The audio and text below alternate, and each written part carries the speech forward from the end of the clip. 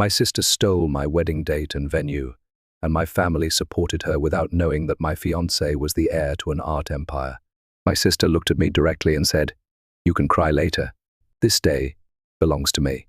She took my wedding date and venue without knowing my fiancé's identity. The truth ruined her completely. "You don't mind rescheduling, right? It's just a small wedding. Mine's going to be a real event," she said. My younger sister, Lily, stole my date avenue and every shred of respect I had for my family 3 weeks before my wedding. She specifically stated, "Call me Emma Carter." The first teach visual arts at a small Portland liberal arts college. At 35, I don't brag. Every filtered selfie doesn't have thousands of followers, and I don't follow trends. Lily's world is that of a 28-year-old beauty and lifestyle influencer, whatever that means nowadays. My parents, as always, favored her. I'm quiet, someone who valued stability over ambition, theirs, not mine. Last October, I met Ethan, an architectural designer, at a guest lecture, and we got engaged. He was kind, respectful, and noticed things I overlooked. Sketchbooks, long rainy Willamette River hikes, and black coffee were our favorites. I didn't want a big wedding. When we decided to marry, a nearby art museum hosted small weddings, so I chose it. Ethan first declared his love there, even though it was small. The gallery was significant. We booked it for May 20th at 3 p.m., over a year in advance. Everything was planned. The invitations went out. A former student made my dress, and we secured a caterer and florist. Our day was coming. Then Lily called. She insisted on a family supper at our parents' house because she had crucial news. When I entered and saw the champagne popping, I should have known something was wrong. Lily sparkled and bounced in her chair. My parents greeted her with grins, as if she had declared world peace. "I'm getting married," she announced, jumping to Ryan, her boyfriend of 6 months. He's a flashy advertising professional with perfect teeth who parks his Porsche like a caricature. Though confused, I smiled quickly to hide my unease. "Oh, and guess what? We're getting married on May 20th. Isn't that crazy?" I froze. "What do you mean, the 20th? I responded hesitantly. "That's my wedding day." Lily laughed, as if I were joking. "I know, but you didn't copyright the date, Emma. Besides, you can reschedule, right? Your wedding's just small. Ours is going to be huge. We booked the Armitage Hotel." Ryan's uncle pulled strings to get us the ballroom. It was the only available date.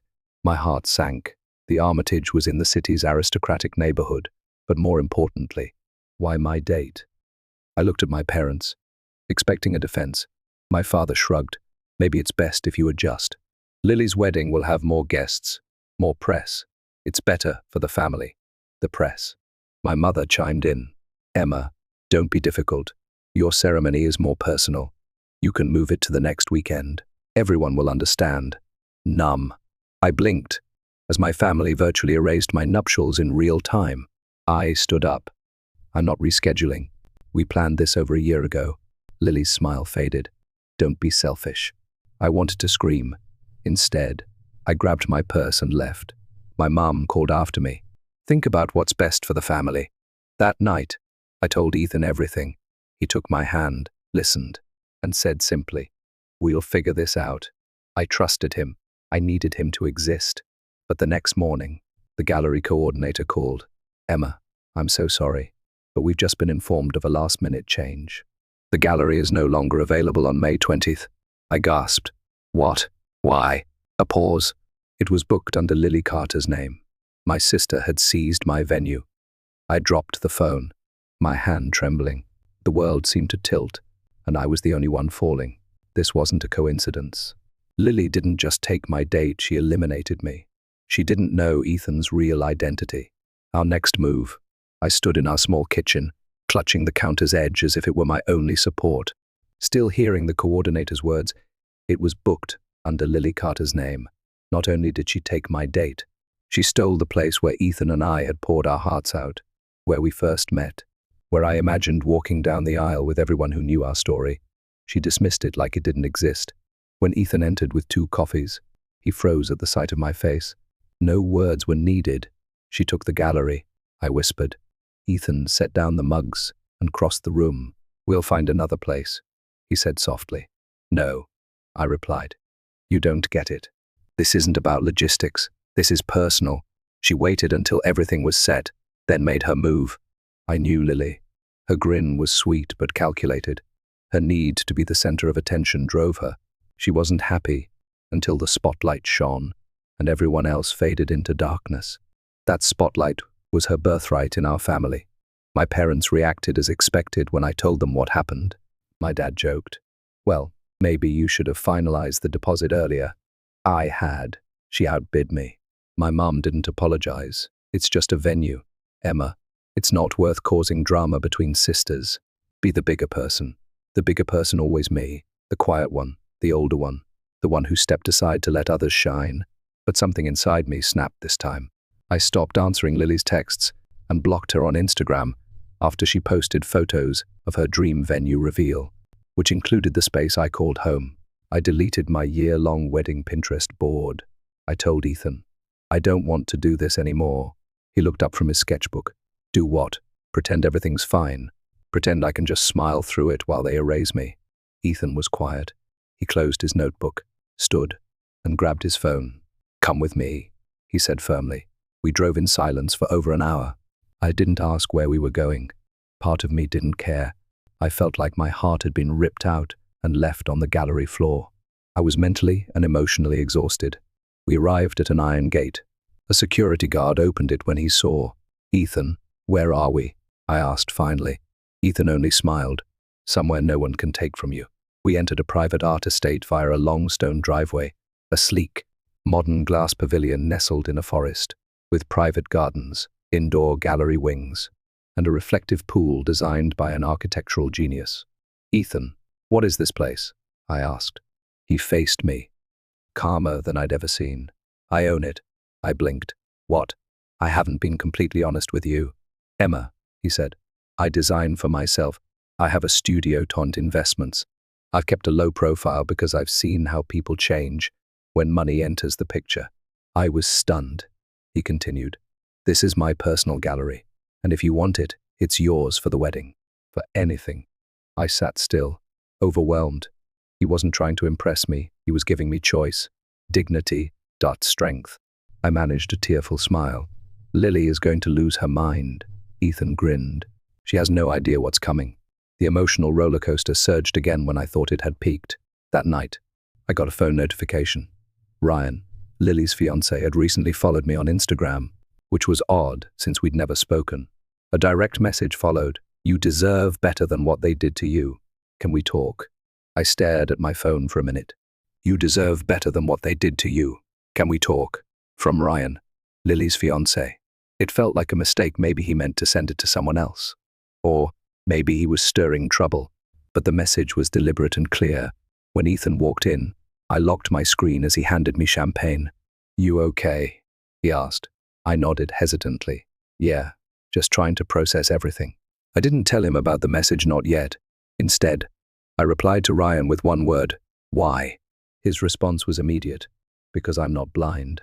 I see what's happening, and I'm starting to wonder if I'm the next one being used." It hit like a punch to the chest. I understood, not because I cared for Ryan, but because I knew the sinking feeling of realizing someone you love might be manipulating you. "Can we meet?" Nothing weird, just coffee, toyed in public, against my better judgment. I agreed. We met the next afternoon at a downtown cafe. I wore a hoodie and sunglasses to stay discreet. Ryan showed up in a black blazer, looking more like a job interviewer than a devoted fiancé. He sat down and got straight to it.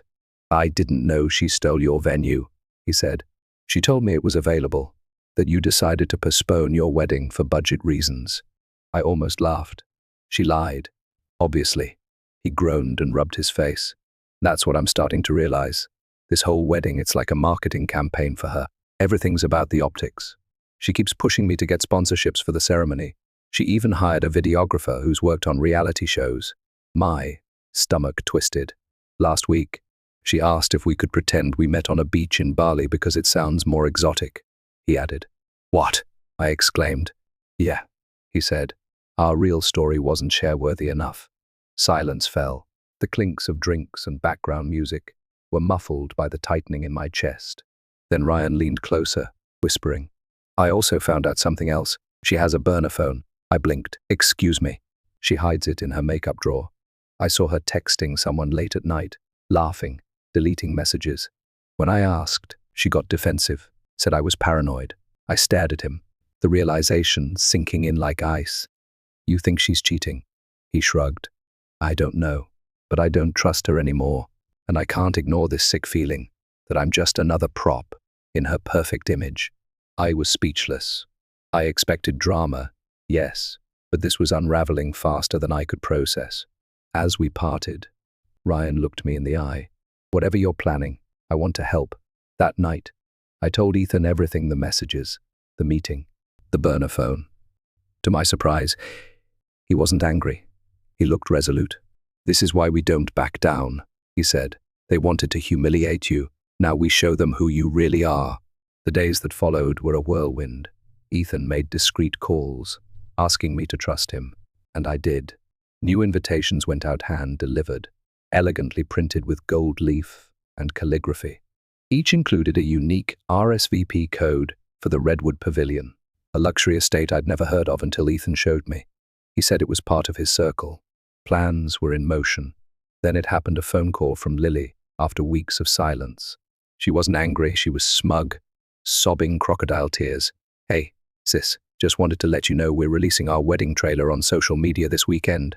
Thought you'd want a heads up. Since, you know, yours might look a bit underwhelming in comparison." I stayed silent, letting her ramble. 2 days later, before she could release her grand video, we struck.